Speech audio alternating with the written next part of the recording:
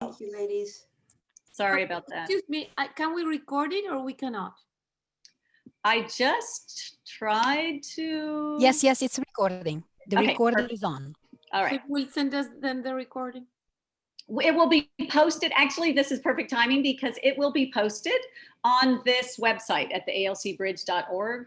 Hopefully at the end, we will have a little bit of time to explain a little bit more about ALC Bridge, but we encourage you to take note of the web address and check it out and join so that you can peruse the resources and job opportunities.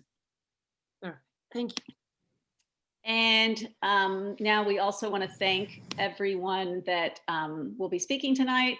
I'm Mary Reisner at the Center for Latin American Studies at the University of Florida. I'm just moderating, and I'm very happy to be moderating because I've been working with K through 12 programs integrating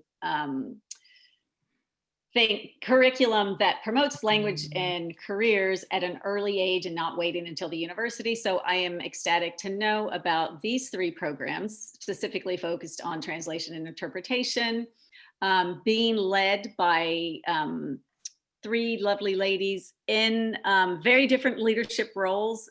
Jamie Patterson in the state of Georgia as a world language program specialist, Giovanna Carriero Contreras in Colorado, CEO of CESCO Linguistic Services, Caitlin Walsh, who is certified translator, also very active in the National Translation Association, and teaches at Bellevue College in Washington State.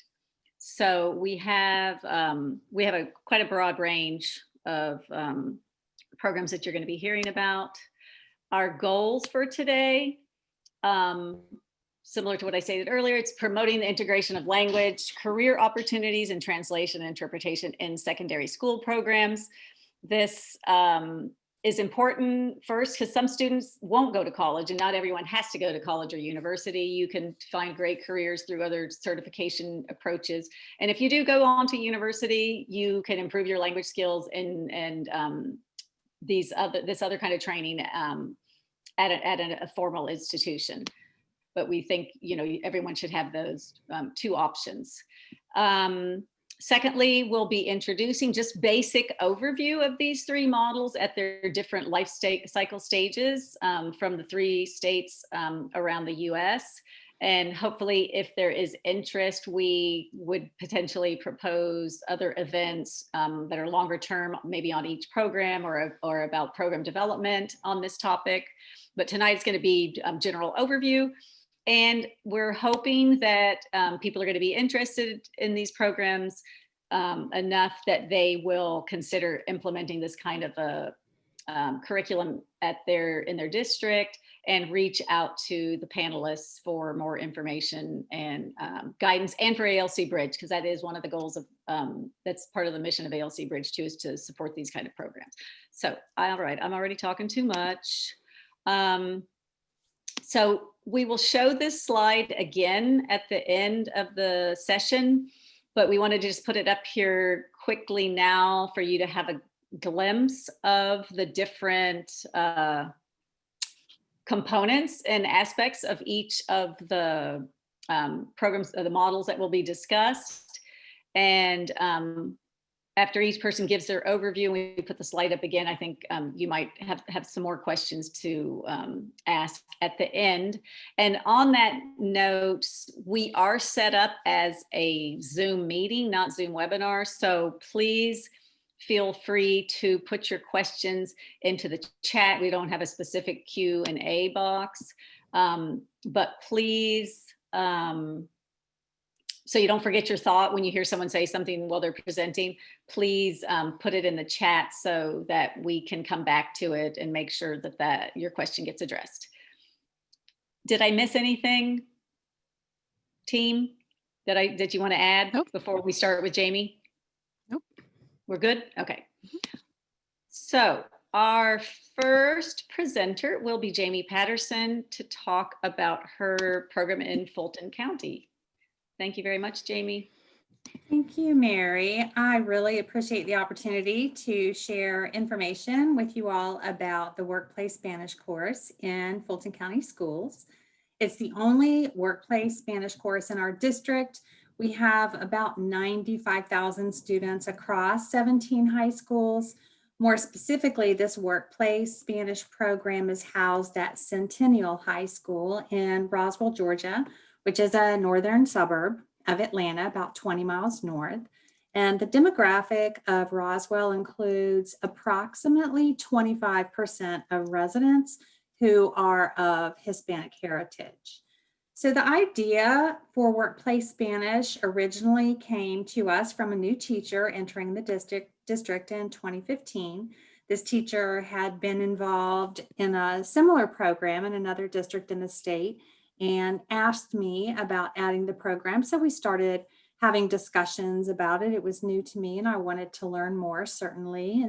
And we began the planning process. So here, 5 years later, we have a different teacher and we have really worked to involve all levels of school administrators, including the counseling department, to support the effort. So to start with, the high school principal has the ability to approve new course offerings, even for classes that will have a low enrollment, which can present a budget issue. So principals, oftentimes their primary consideration in offering new courses is the budget impact. And this is something that is an ongoing challenge for us in Fulton County Schools. Our enrollment in Workplace Spanish has remained relatively low across these years. And currently, in fact, we have only 4 students enrolled in the course. So I am extremely grateful for the administrative support that we receive from Centennial High School.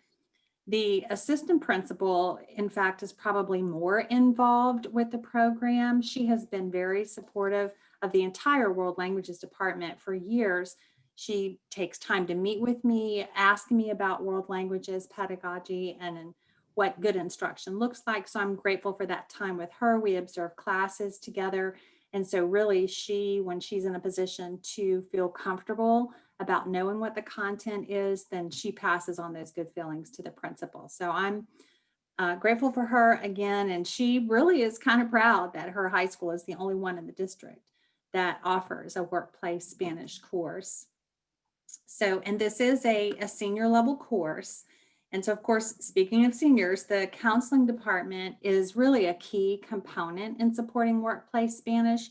Counselors are, of course, the first line in scheduling for students. They keep track of graduation requirements and also elective offerings that students may begin to choose from. And of course, as high schoolers start approaching their upper class levels, they start thinking about their lives after high school and they want to look at the elective options that are there for them and choose those courses that will support choices that they are considering for their life after high school. So I stay in close contact with the head counselor. I've created flyers that she can distribute to students and parents, giving them information on what exactly workplace Spanish is and what it takes to be qualified to take this course. I want them to understand that it's not just another advanced Spanish course. It has a very specific purpose and we're looking for specific students.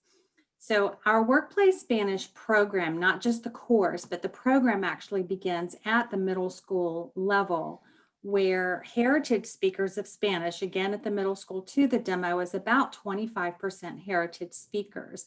And so these students are offered the opportunity to take Spanish for native speakers courses rather than to study a language other than Spanish, which really had been our protocol in previous years, was for those heritage and native Spanish speakers to take a different language so that they wouldn't be out of place or be bored or whatever. So now we have an opportunity for them to begin taking Spanish for native speakers courses in middle school. And most of those middle school students will have an opportunity to earn high school credit for Spanish for Native Speakers 1 by the end of 8th grade.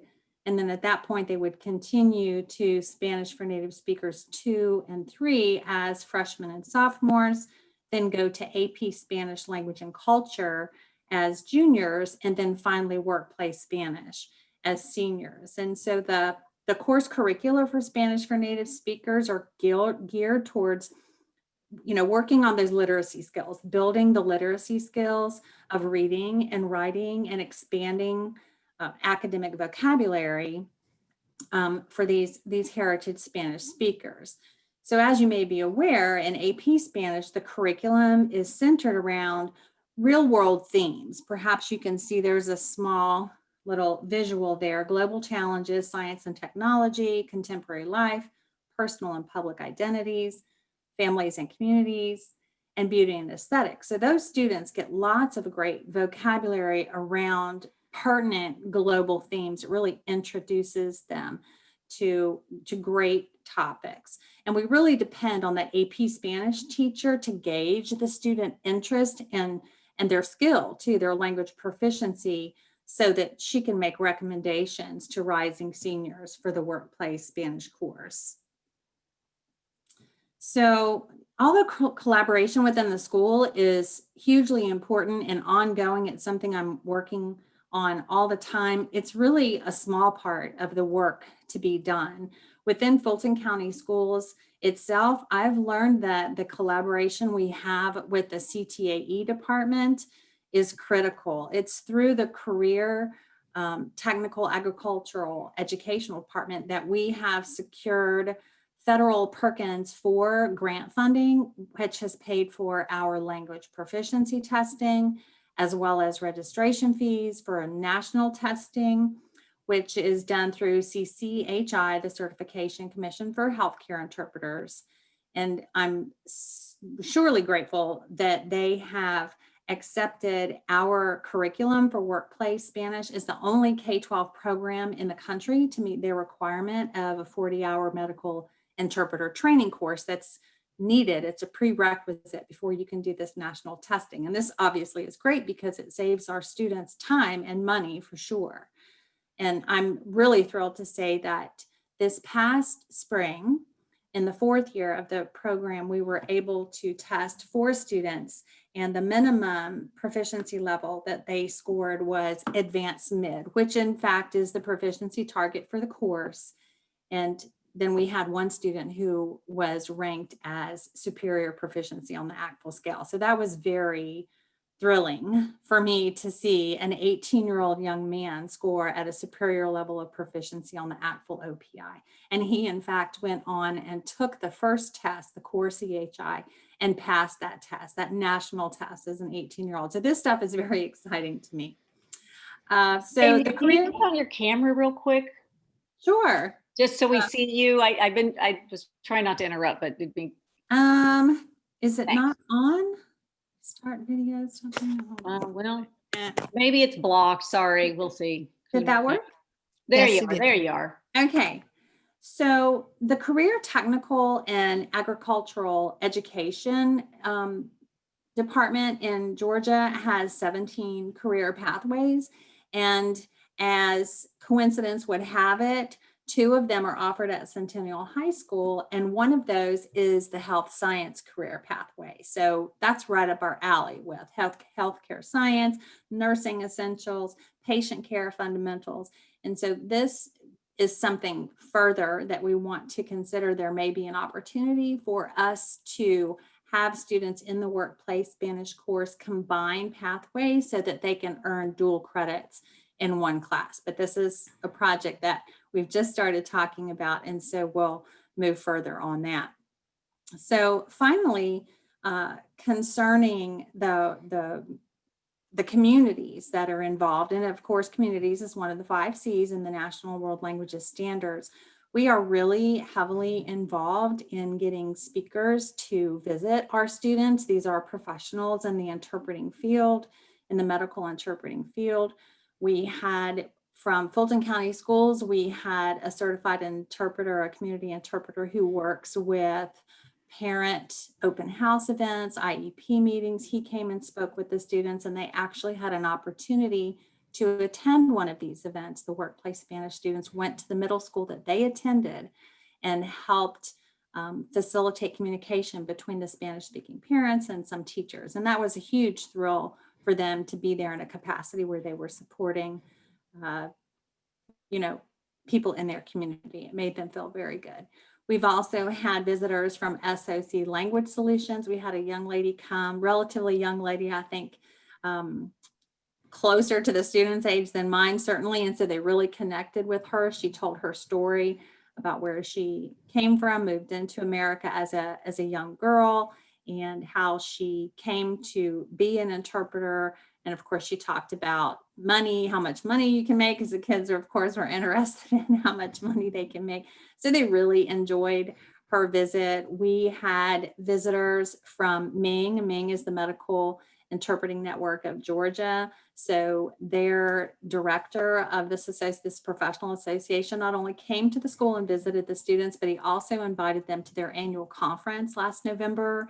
And in exchange for their helping, being helpers and kind of volunteers at the conference, they were able to attend free of charge. And of course, they were very excited to dress up in their nice business clothes and be around professionals. And so that was, again, another very exciting opportunity for them. And another field trip that they had was to the Emory Clinic, and Children's Healthcare is a huge medical facility in Atlanta.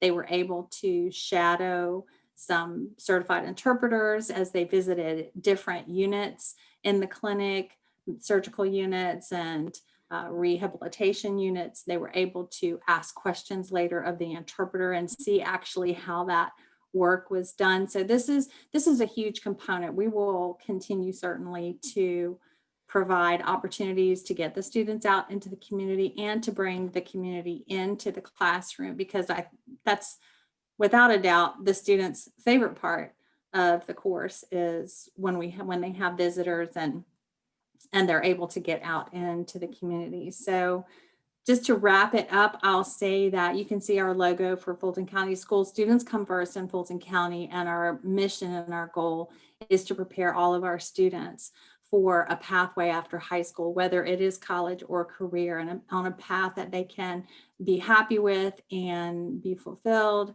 and be successful. And I just feel that Workplace Spanish is such a great opportunity, especially at Centennial High School. And I'm hoping to be able to expand the program to other schools, eventually to other languages. There obviously is a need in this country for more interpreters and translators. So this has been our effort and our ongoing effort. So thank you for your time and hearing this information, and I'm happy to answer any questions at the end.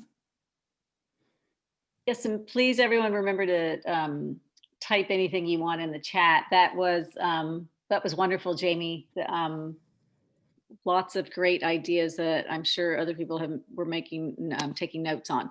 So our next speaker leads a program in Colorado that I believe is the newest one that's going to be presented. So you'll get kind of a taste of someone at the earlier stages than where Jamie is. And so we welcome Giovanna to take the mic now. Thank you. Can you hear me? Great. So the program in Colorado is pretty young. However, it's been pretty powerful for what we have been able to accomplish up until COVID gave us the halt early this year. So I'm going to tell you what led to this program and what had been developed. And I think I bring a little bit different of a perspective just because of my background. So I am not a teacher by profession, although I was a teacher in Italy, but it's not necessarily my background, which is a mix of a practitioner. So I am a translator and an interpreter by trade. I am deeply involved in the management of a language company, and I have a huge heart and passion for developing this career. So before I go into the points of the PowerPoint, I want to share with everybody that we are talking about an industry that has been projected at over $50 billion by some of the major companies that run statistics and projections for our services. And this is a huge industry for us not to pay attention on what we can create in terms of career path. And so Colorado, I think that is one of these states that has really a rich presence in diverse communities, is no longer only about providing services for language access in Spanish, but if we only look at the district that has been helping in launching this program, in that district, over 170 languages are represented as I checked last. So more languages, more families in need, and more interpreting services as well as translation needed. So the idea really came to fruition because I have the privilege to work with several districts in Colorado. And of course, being an interpreter, I talk and talk and talk. And as an interpreter, you keep talking about what you're really passionate about. And I am passionate about raising the bar of professional services in interpreting. That's where my heart lies. I am a translator at trade, but still I'm an interpreter at heart. And so thanks to the support of specific offices at the Denver Public Schools, the English Language Acquisition Department, the funding of the Higher Education Initiatives Office, and the Career Pathways Office at South High School, we were able to actually work through several months. And Mary, if you can help me advance on the PowerPoint for the next 3 bullet points, that would be great. So these 3 offices came together with me and we brainstormed for several months on how to build a program that we could pilot, because obviously I was bringing to the table a lot of experience in terms of trainings. I am the co-author of a specific program for interpreters and specifically community interpreters, the Community Interpreter International Program. And so I was very familiar with a specific syllabus that had been working in for adult education for this professional service. And so what I proposed was a modification of the syllabus in order to leverage the languages that were present in a specific high school. So South High School has a representation of 72 languages, if I am not mistaken, from 50 different countries. So it's a very diverse community in terms of students. And in a way or another, they all use their languages to help their communities. And so what we came up with was to create the pilot for a honor class in interpreting studies that had two main focuses. One was offering the opportunity to the students to look into professions that were leveraging from something that they were already coming with to the table. They were already bilingual. They were already, in some instances, trilinguals, and some of my students spoke 4 languages. So they were already bringing a richness. We wanted to open the mind of these students to the fact that this is a real industry where you not only have to interpret as an interpreter, you not only have to work as an interpreter, but you can also work as a project manager, as a program assistant, as a recruiter of language services, and as a scheduler, coordinator, etc., both in an interpreting department or a translation department. So that was the first focus, to open the mind to other types of career path. And the second was for those that were really interested in exploring the opportunity of using their language, becoming an interpreter or a translator, to provide them with a background of information or a basic foundation to then create a pipeline for programs in colleges. So what we did, if you can please go to the next bullet point, we created a honor class, and that was run for, like I said, for a couple of years up until COVID, unfortunately, put us on a halt. So we are now on hold.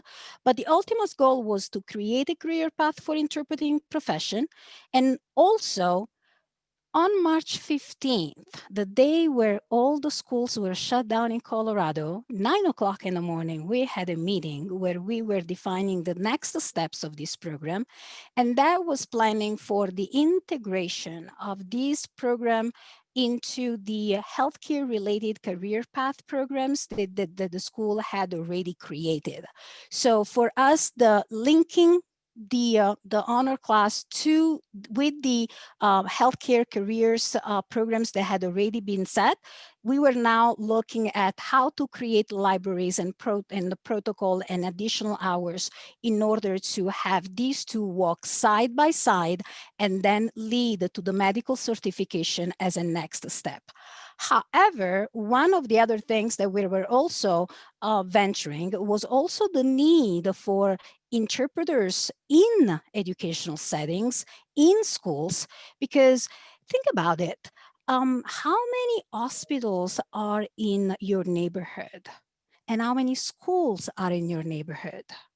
So if you think exponentially, there is more need on a regular basis in a school than there may be in a hospital, just because there are more of these buildings everywhere and there is more people, thank God, that go to school than to the hospital. It means that we're better and we get education.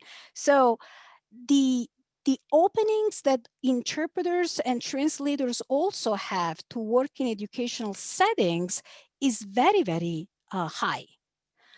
So I also take a little bit of a second to let you know that there is an organization that has been recently created, which is Interpreting and Translation in Education Work Group, that I helped co-found, that is working towards best practices and the development of a code of ethics for interpreters and translators that work in education. So that could have been at that point a second route where this program could have evolved to.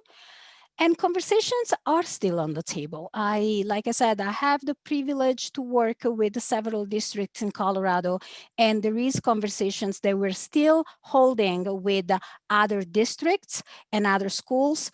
And what really excites me at this point is the fact that we went online. Before, it was feeling like, how do we get as many students as possible join these classes, right? South High School looked at the time the best choice, but when we started venturing and inviting students from other schools as well, we had logistics to consider, such as how do we organize transportation from one school to another? How do we involve those students that do go to colleges or for their classes attending there? And so now that seems to me like, okay, we have a way to overcome that type of conversation, right? Mary, can you walk me through the PowerPoint of the next two bullets, please? The next one as well. So another ultimate goal that was set up in order to create the pipeline for this program was also to create a connection with MSU, the Metropolitan State University here in Denver, so that students that were engaging into this type of studies could find a way to continue the studies at MSU. And MSU does have a very well set and developed language program for translation. I was also involved in the teaching of a class for business practices for interpreting last year. And then now there are conversations to create, to make new offerings for the new year. So there is a lot of ideas boiling at this time in Colorado. Due to COVID, we are taking this time to really try to formalize as much as we can based on the previous experiences and the previous response. The students in my class were representing about 13 to 14 languages, which was in itself a challenge, because when you have a small class with a elevated number of languages, then the challenge comes into how do you provide resources for them to practice the skill that you're teaching. As I come from a practitioner standpoint, I am also looking at them to develop that skill, not only to learn the theory about it. And it was very rewarding to see how the students were responding to YouTube videos, to activities that we were creating with recording, etc. So the hope at this point is that the conversation can be continued in Colorado, and that these can get through many more offices and departments offered that are interested in the conversation. And then what I also think it's great is that we're coming together, sharing where we are. You know, Jamie is much more advanced than us, and Kathleen is going to share with you what she has been part of. And why reinventing the wheel, where we can help each other to advance a little bit faster and pick the brain of those that have had brighter and better ideas than us. So I think I can turn over to Kathleen at this point. And if you have questions, please write it in the chat. Okay, I'm going to do stop share, Caitlin, and then. Yeah, and I will share mine then.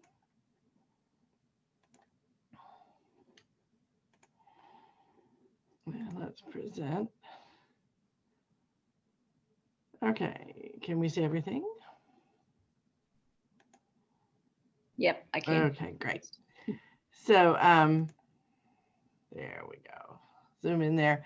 So the program that I'm involved with is a fairly mature program. It started just after the turn of the millennia. So in the early 2000s, and it was the brainchild of a couple of translators in the Seattle area and an administrator at in the Highline School District who saw a real potential in the heritage language students. And he realized that there was a lot of language brokering going on, and couldn't we do something with that? And so from that and a foundation grant, a private foundation grant, this program was born, and it started in a high school and has found its home now in a CTE center, the Puget Sound Skills Center, which is open to any child in the Puget Sound region, the Puget Sound being the body of water that Seattle borders on. So it is designed as a language neutral program for heritage language speakers, first of all. And why are we not going? I'm sorry, technical difficulties. There we go. So in terms of the student body, we have a very diverse school district. At the time the program was founded in Highline Public Schools, it was actually the most diverse school district in the country, even more diverse than something in New York City or Los Angeles County. We've since slipped to, I think, number 3 or number 4, but it's still highly diverse.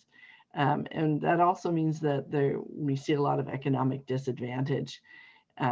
We have a picture of some of the students here. The classroom is full of flags from the different countries that are represented, and we are running out of space for flags, as this is a port of entry for a lot of kids. They also represent a demographic that is at high risk for dropping out. And we do have a requirement for a 13-year plan for high school students in the state of Washington. And most of the 13-year plans for these kids say things like, gonna look for a job at Burger King, or I'm gonna sweep up hair at my aunt's beauty parlor, things like that. So they're really talking about jobs rather than careers. We've also had our students been subject to some studies, and at this point, nearly every heritage language speaker that we have encountered has engaged in child language brokering in some way or another. The classic example is the 14-year-old boy who was asked to go to the gynecologist with his grandmother, which makes everybody cringe on so many levels that it's a wonderful example to roll out. The curriculum is language neutral. And that sounds kind of weird. The students do work in their own languages. Obviously, Spanish is fairly well represented because we are on the West Coast of the United States. But we do find some students who are singlets that have to work on their own. And they will spend a lot of time doing research online in dictionaries. There are piles of dictionaries and reference works all over the classroom, as well as some Chromebooks that we've secured for the kids to work with. We should point out too that our teacher is an interpreter, but she's an ASL interpreter. So she comes at this from a very highly professional aspect. And this year we actually had our first heritage language ASL speaker. So that was a kind of a new frontier for us. So we do bring professionals into the classroom to help with interpreting. They learn about translation, but we have learned that it's quite a challenge to surmount for heritage language speakers who already have weak writing skills to improve their writing skills to the point of being able to translate. But that doesn't mean that we don't challenge them. And we do hear from the students that they think that they have improved their heritage language as well as their learned language. And an articulation agreement in the district allows the coursework in the translation and interpreting class to count towards their ELL or world language requirements, depending on which they have. Like Jamie's program, connecting with the community is incredibly important. The student interpreter program is really fun. It allows the students to practice interpreting at school events. So you can see we've got a fireman who comes to talk to a kindergarten class, and one of the students is serving as an interpreter there. We also have a principal who has an interpreter standing by her side. They have these cool jackets that say student interpreter, and it's really fun because they're going into their community and helping, which they really feel empowered by.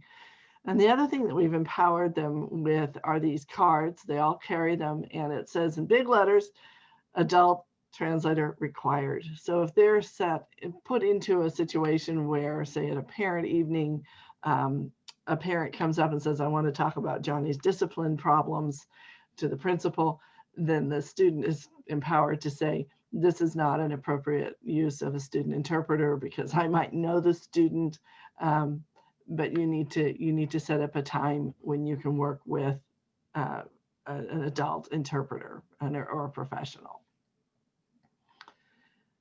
So they're armed with that. Local language professionals come into the classroom. We serve on the advisory board. We interact with the students in the classroom. It's one of my favorite things to do. 2 or 3 times a year, the advisory board goes and visits the classroom. We talk with the students. We let them pepper us with questions. We pepper them with questions. And there's also a lot of interaction with the court interpreters who had a very active society, which is now merged with the ATA chapter. The students do come to our events. We also, when the ATA conference was in Seattle in the early 2000s, we had our students volunteer to man the chapter table so that they could see what the hullabaloo was about at a professional conference. The outcome has been nothing short of amazing. We weren't sure what to expect. We expected that we would get some kids who would really take on to this and glob onto this as a career. But the one thing that we have learned is that we've seen a shift in every single student that comes through the program where they're no longer seeing bilingualism as a disadvantage, something that sets them apart and makes them unpopular. They're seeing it as an asset that they can parlay into a career. They see it as a way to get to higher education or entry-level interpreting careers. And the interesting thing is that this demographic, which I mentioned earlier was at a higher rate of dropping out, is now graduating at a much higher, they've improved their graduation rates at a much higher rate than all the other demographics in the high school. They're also earning the seal of biliteracy because they can. There's also a state level articulation agreement, so above the district, that gives students credit if they want to take courses in the Bellevue College Translation and Interpreting Certificate Program. If they complete the 2-year program at the high school, we will waive Translation 101, which is one of 8 courses required for the Translation and Interpreting Certificate at Bellevue College. And finally, graduating seniors over the age of 18 can sit the Washington State Department of Social and Health Services Interpreter Certification Exam, which is both social and medical interpreting. And the cool thing about this exam, we actually had students as young as 16 passing this exam. So the state has changed it. So now they have to be over 18. So not all of our students can sit the exam. But we've had several go on to pass the exam. And if you pass this exam, you get placed in a registry, and the state actually requires that you work as part of passing the exam. So these kids actually find themselves working and making far more than they ever would at Burger King or in their aunt's beauty parlor. The entire curriculum that was developed by the private foundation is available at no cost. That was part of the conditions of the foundation grant. Those of us who are involved in the program are happy to entertain questions. We also have a series of videos called Speak Your Languages. They're available on VHS. I know, don't even start. But some of them are available on our website streaming. There's one that we can't do because it's co-licensed with Major League Baseball because we have one on a baseball interpreter. And I understand now that the Major League Baseball requires 2 interpreters per team now. So that's really all I have to say about this program. But for us, it's been the social payback for these kids to realize that it's not a disadvantage, it's an advantage, and that they can make this into a career. So I'll stop the share here. Amazing. Wow. All 3 of these programs have me very excited to hear about. So I hope everyone else in the audience is excited and maybe won't be too shy to ask some questions now. Yeah, hopefully we can get the, there we go, the models at a glance. Wonderful. Yeah, and Caitlin, I put a pretty much, I think it's been some of us same people making the chat comments in the chat. And we did get a connection with Giovanna and Catherine, which Catherine, I've worked with Common Grounds as well. And I think your name looks familiar, like I've seen you at Mary Long's. I've presented to you a couple times. Oh, okay, yeah. Now that I see you, I recognize. Yeah, years ago when I was working with Common Ground more directly, I wrote the standards for bilingual professionals. So that's the last one that I was doing at the higher education and professional level. And then I jumped in a little bit more with the high school and developed out what we do at Alameda. So, yeah. Which is cool. I'd sort of heard about Giovanna, but not directly. And I'm sure we've crossed paths at CAPI because I take students every couple of years also to the CAPI conference and do a bunch of things. And so I'm sure we've just crossed paths and not connected somehow.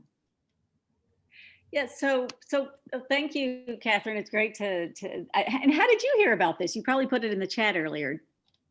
Oh, I didn't actually put that. So sorry. No, our principal, actually, we have at Alameda, we have also one of these really, really unique programs because of our high volume of multiple languages, but also high levels of Hispanic and Latinx speaking populations, about 85%. Eva Quesada, who was here, or probably still is here, she's also part of the dual language program that we've been developing out for years. And so finally, it just sort of came all the way around from our principal who said, oh, there's this webinar. Do you guys want to join me? And I was like, I know somebody in there. I said, sure. So that's how she somehow got it on her radar, which was awesome. And then She got it from us and we got it from Giovanna. So that's how it all oh, there happened. you go. Hi. So yeah. So I just thought it was kind of funny because I've been doing LSP for a long time. So and I Yeah. didn't realize that there were still people in the high school. I mean, I knew from years ago, right, about different programs across. Well, from Kristen Blease, probably. Mm-hmm. Yeah, and so I'm still tracking some of the programs more like on general medical, Spanish, business, STEM, engineering, et cetera. But this group now through ALC Bridge is really focusing on translation interpretation. Right. And so that's why we're excited to be able to present these 3 programs that are happening. And there's probably more, and this is how we discover. So we have a note from Christine, if the panelists want to read and see what she has to say here. So she's also in Colorado. So this would be another connection for Giovanna. Mm-hmm. Yeah, and actually, Catherine, and I'm sorry, I'm dominated with another question, but on this health virtual fair, was that you that posted about that? Oh, Bilingual yes. health fair? Yeah. Can anyone join that or only from your school? Because I'm thinking. No, we work in collaboration. We have a really unique, someday we can talk about our program. It's very unique because we do it within the framework of the International Baccalaureate in an open program. Oh. And then, so we do that and then we bridge and we do a lot of international things as well. And we've been doing, and we also work with a lot of community partners. And so we take kids out, we do cadaver labs at Red Rocks Community College. So we're very professions oriented, but what we're doing specifically, Eva's in charge of building out the education bilingual educator side. And what we're doing is, we've been doing this for years, is the healthcare professions. And so Stride Community Clinic came to us. We have one in the school several years ago and said, we want to reach more of the community and we want the students to really build it out. And we do that, and we have a service learning component for the certificate from the International Baccalaureate. And so we said, absolutely, that's right up our alley. And so there are clients, and then we help our clients reach their clients, which are in the community. So we've been developing this for about 5 years now. This will be our 6th fair. And instead of saying, we're not going to do it, we said, oh no, we're gonna ride the wave of innovation. We're going to be the first one. We're going to make it. So we're launching it live, where we'll have webinar sessions that the kids will present to the community, and then it'll be housed on a permanent website with our school website and the CP web. It's all linked on the school website. And yes, once we have a link going, and I know it isn't going to collapse on us, I'll be happy to share that. It'd be great. It'd be great to get the kids excited. So. Yeah, for people that might want to join in, I know we have some healthcare academies here, and even Carolina, who's on the call, that might be able to log in just as a model to see. So, and thank you very much, Catherine. I see some questions from Christine Muldoon. Not really a question, just more of I knew this program when I was the director in DPS, and worked with Giovanna when she first started it. I think it's a wonderful program. Now I'm in a much smaller district, really close, but I love the idea. Our population is much more like the Seattle population, and I love the idea of that healthcare connection and the CTE connection. And just I've talked to our world language teacher, and just trying to figure out how to start this would be really exciting, I think, for our community. Mm-hmm. Love the Yeah, idea. like I said, we started in a high school thinking that was going to be where it was. And it turned out that putting it in the CTE center, where there are 4 different high schools that feed into it, meant that we could get that critical mass for a class. Because we would only have had 4 or 5 students at each of the high schools, but by putting it in CTE and giving them a half-day option, so they have a home high school where they'll do half their classes, or they can do essentially GED classes at the skill center. Then we can get to the critical mass. And so we have probably 12 students in the morning, and I think 8 or 9 in the afternoon this year. And of course, we're all at home because of COVID, but those were the enrollment numbers we were working with.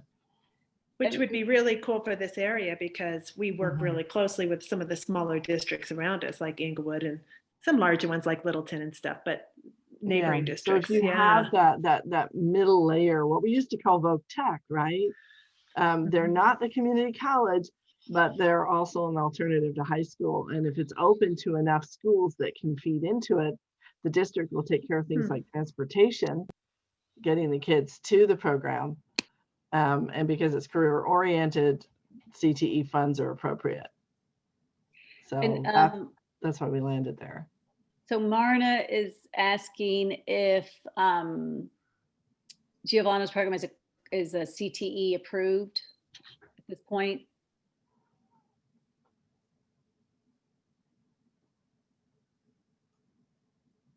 Hello? I'm not getting your audio, Gio.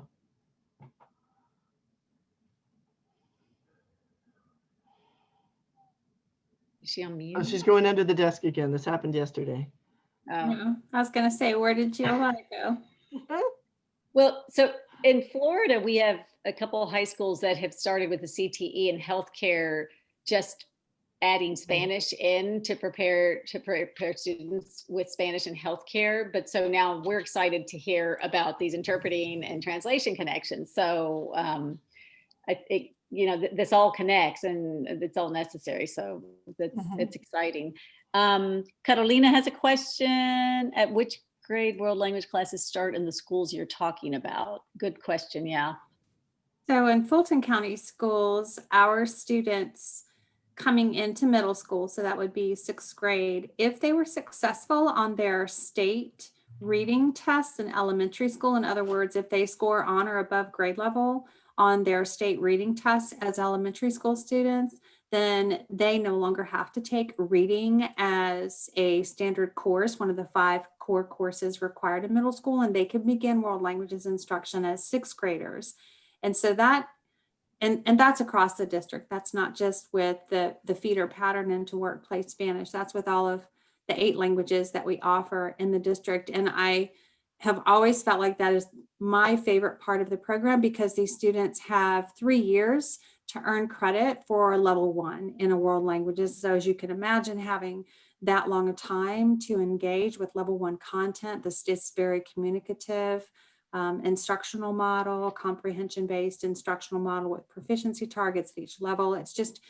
It's so great. And even students who don't make that cut going into 6th grade, they have a second entry option for 7th grade where they will still have an option to get the high school credit across those 2 years. And so by putting those heritage and native Spanish speakers into the Spanish for native speakers courses, so we can focus on their reading and writing rather than on their listening and speaking skills and also their academic vocabulary skills, then that is what we're hoping to build to start populating the workplace Spanish course for seniors. Yeah. So I have a voice now, and Yay. sorry, I have too much of a sensitive microphone. I have 2 mute buttons, so I clicked on one. But so the CTE approval was what we were working towards right on March 15th. That was part of the planning. So the honors class really started as a pilot the first year. And so the format worked. We were able to have critical mass. And so now the second year, as it happens everywhere, it's about stabilizing a little bit and moving to the next step. And was exactly what we were working towards when we got shut down. Mm-hmm. All right. Any other questions from anyone or comments before we really had good time. We're at 7:58. I put the contact information for those of you who want to reach out. We will save the chat to be able to contact anyone. And I believe, Chris, that in the registration, we can also reach out to people. Oh, here we. How does neutral language work? Well, I mean, Jamie, yours is language neutral as well, but ours is the students have to do a lot of self-driven learning. So the teacher is not necessarily teaching language. She's saying, okay, to be a medical interpreter, we're going to do an exercise, and it's going to be a patient going to an ENT and they have common cold symptoms. Glossaries and dictionaries are over there. Here's your list of English vocabulary words. You need to find out what those vocabulary words are in your language. Go. And then the students have to spend a lot of time on their own researching, putting it together, and then working in student groups, working with scripts before they get together as a class and then sort of perform their dialogues. And if I can add something to that language neutral, in my case was also, there was a prerequisite to test the language proficiency to attend the class. But again, remember what I said, that it was also the other focus of creating interest in the industry. Not everybody interprets and not everybody translates. However, having a language heritage and understanding of a second language does help to grasp what the industry is about. And so in my example, I would do exactly what Kathleen described for those that were ready for the skill building activities and working with the language. And then those that were not very strong in the language were supporting with role plays, with the other types of techniques. And so we all collectively were coming together to create a team. I also wanted to add real quickly too, that a part of, what we're running into, especially working towards medical interpreting certification, is that a lot of the terminology, not only for infirmities, diseases, but also body parts and things like that. These are words that some of these students have never heard. And so we're lucky to have a certified interpreter for a teacher. She's got several certifications, but a lot of it too is just teaching them about what the English is. So that's really a big component. Vocabulary is a huge component of the program. Yes. All right, well, there's so many points that we could go through and summarize of all the great aspects and key elements. So, but we are out of time. So I think at this point, we want to thank everyone for joining us tonight. And then we will have everyone's emails from the registrations, and we maybe consider next steps of a next webinar and what that might look like, what for program development, or how people would like to try to see how to integrate. So I don't know if anybody wants to type in, or we just figure it out. We figure it out and then we offer it. Or drop us a line and tell us what you want. Yeah, so I was going to suggest, if anyone wants to reach out and ask particular questions or ask where they can go for more information to move forward in a program or to begin a program, we're certainly willing to answer questions, and then we can go from there. Thank you so much, Mary. I appreciate you. Yeah, thank you. Oh, well, I appreciate you guys. My gosh, it's amazing the work that you're doing. It's very exciting. All right. Well, so thanks to everyone. We'll Go say ahead and save the chat. Yeah. Are you saving it? I did. Okay. I did too. So it feels like Friday. So everybody have a great weekend. And thank God it's almost Friday. So thank you for joining in. And looking forward to more conversations. Yes, and thanks for the engagement from the audience to motivate the speakers. It's always nice to have that engagement. So everyone take care, and we will be in touch again soon with another event. And please reach out to the panelists with your questions. Ciao, ciao. Thank you, Ciao, Mary. bye-bye. Bravas. Bravissima. Adios. Adios.